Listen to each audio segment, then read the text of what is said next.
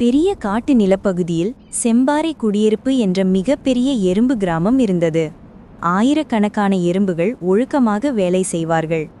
அதிலேயே பனி மற்றும் ரான் இருவரும் நெருங்கிய தோழர்கள். எதற்கு நாள் முழுக்க வேலை செய்றோம்? நம்ம கிராமத்துக்கு உணவு தேவை. அதனாலதான் இவ்வளவு வேலை செய்து உணவு சேகரித்துக் கொண்டிருக்கிறோம். பனி, ரான், இன்று உங்கள் குழு காட்டின் வடக்கு பகுதியில் உணவு தேட செல்கிறார்கள். நீங்கள் போகலையா? இருவரும் மகிழ்ச்சியாக கிளம்பிச் சென்றார்கள். ஒவ்வொரு மரத்துக்கும் தனி வாசனை இருக்கு ரான். இது நமக்கு ஒரு வரைபடம் போல. அப்போ இதெல்லாம் நமக்கு ஒரு GPS மாதிரின்னு சொல்லு. அவர்கள் பல உணவுகள் எடுக்கிறார்கள். விதைகள், பூத்தூள், சிறிய பழத்துண்டுகள் ஆகியவை. ஆனால் திடீரென பெரிய காற்று. உணவுகள் பல கீழே விழுந்து நசுங்குகிறது.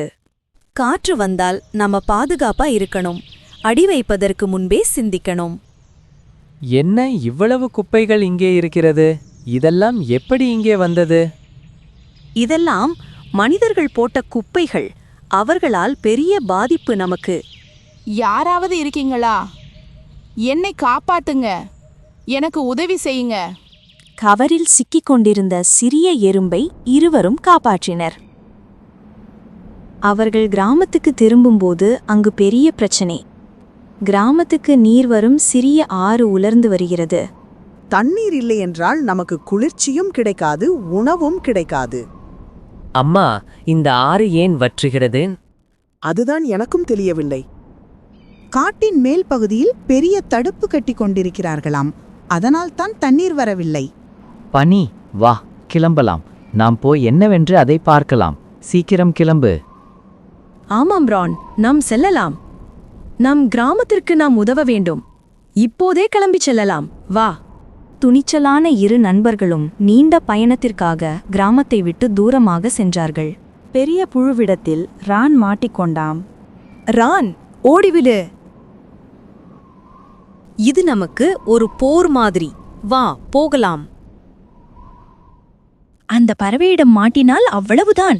ஓடிவிடுவோம், வா.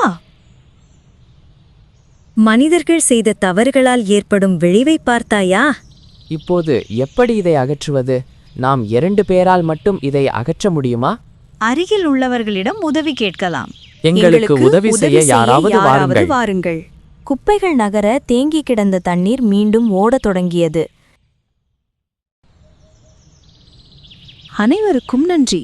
எங்கள் கிராமமே உங்களுக்கு கடமைப்பட்டு இருக்கிறது.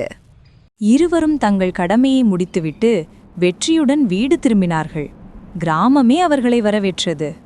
2 பேரும் பஞ்சத்திலிருந்து நம் கிராமத்தை காப்பாற்றி விட்டீர்கள். நம் கிராமத்தின் ஹீரோக்கள் நீங்கள்தான். நாங்கள் மட்டும் இதை செய்யவில்லை. அங்குள்ள மக்கள் எங்களுக்கு உதவினார்கள். அதனால்தான் நமக்கு வெற்றி கிடைத்தது. ஒற்றுமையாக செயல்பட்டால் பெரிய வேலைகளை கூட சுலபமாக முடித்துவிடலாம். பிளாஸ்டிக் பொருட்களை வழியில் போடாதீர்கள். அது எங்களைப் போன்றவர்களின் வாழ்வை பாதிக்கும். அனைவரின் மகிழ்ச்சியில், கிராமத்தின் கொண்டாட்டத்தில் இந்த கதை முடிகிறது.